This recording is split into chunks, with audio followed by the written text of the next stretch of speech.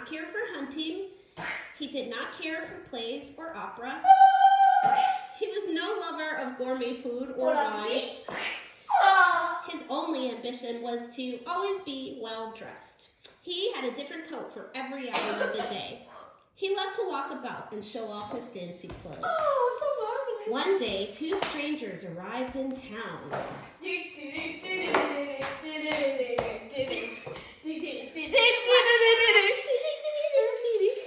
They were swindlers, but they said they were master weavers from a faraway land.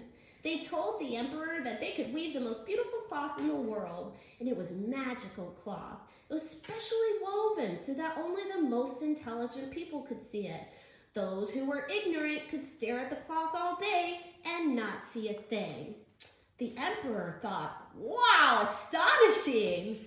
I will have these men make a soup for me. When it is done, I will figure out who can see it. That way I will be able to tell which of the men who serve me are intelligent and which are fools." The emperor gave the swindlers... The emperor gave the swindlers a jar filled with coins and told them to begin weaving the magic cloth right away. Three. Okay, the swindlers set up two weaving looms and they pretended to be weaving their wonderful cloth, but they had nothing at all on their looms. After a few days, the emperor grew curious to see the cloth. At first, he thought he might check up on the weavers himself, but then he remembered what they had said. Only intelligent people could see the cloth. He was confident that he was smart. There could be little doubt of that, but what if he was not? What if he could not see the cloth? So just to be on the safe side, he decided to send his prime minister to have a look. If he can't see the cloth, I dare say nobody can. So the prime minister was sent to check up on the weavers. The prime minister went to the room and peeked in. The two swindlers were working away at their looms. "Prime Minister," one of the swindlers called out, "you are welcome here. Come in, come in. Come and see the cloth we have produced." Whoa. The man waved his hand at the empty loom and he said, "Isn't it beautiful?"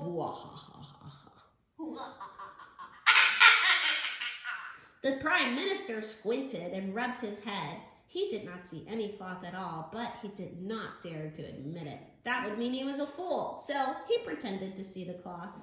"Yes," said the prime minister, "it is most beautiful indeed. I like it very much. Keep up the good work." The prime minister turned to leave, but the swindler called out to him, "Wait! Don't go. You must not leave without touching the cloth. I think you will be impressed. We were just saying that this is the softest cloth we have ever created." The prime minister hesitated for a moment, and then he said, of course, and walked up to one of the looms. He reached out his hand and rubbed his fingers together in the area where he thought the cloth must be. He couldn't feel anything, but he said, "It's very soft indeed. Why, it's lighter than air."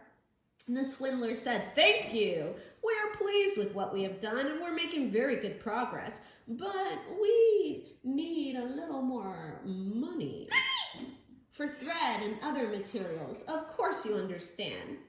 Where's the money? Where'd you put the money?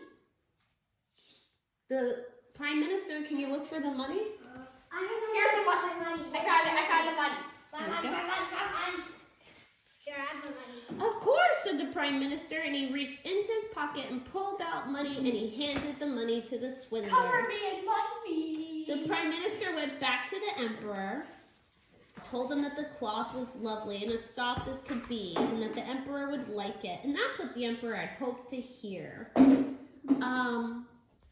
Okay, the next day, the emperor went to have a look for himself. After all, if the prime minister could see the cloth, surely he could see it too. But when he stepped into the room, the emperor saw nothing on the looms. This is terrible, he thought. I don't see anything at all. What can this be? If the prime minister saw the cloth, it must be there. Why can't I see it? Am I stupid? Am I unfit to be emperor? That would be the most dreadful thing that could happen to me. But out loud he said, "It is magnificent, truly magnificent. Why, I've never seen cloth so lovely."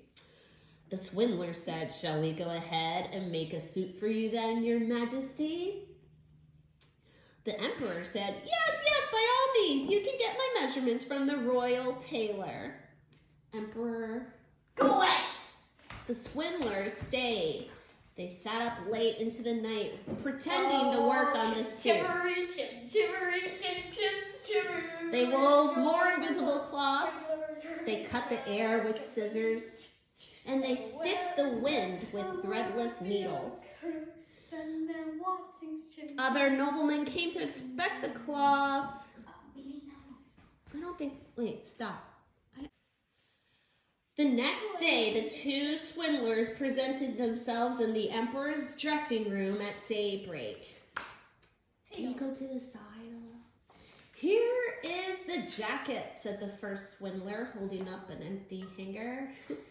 "And here are the pants," said the other swindler, holding up another empty hanger. "What do you think of them?" Everyone agreed that the new clothes were splendid. The emperor took off his clothes, and the swindlers pretended to help him put on the make-believe garments. "Slip your right leg in here, your majesty. That's it. Now your left leg. Good. Now I must tell you, these pants are not like regular pants. The fabric is so light and airy that it feels like you're wearing nothing at all, but that is the beauty of them." And the men helped the emperor put on the imaginary clothes. Then they led him to his looking glass. Turn around,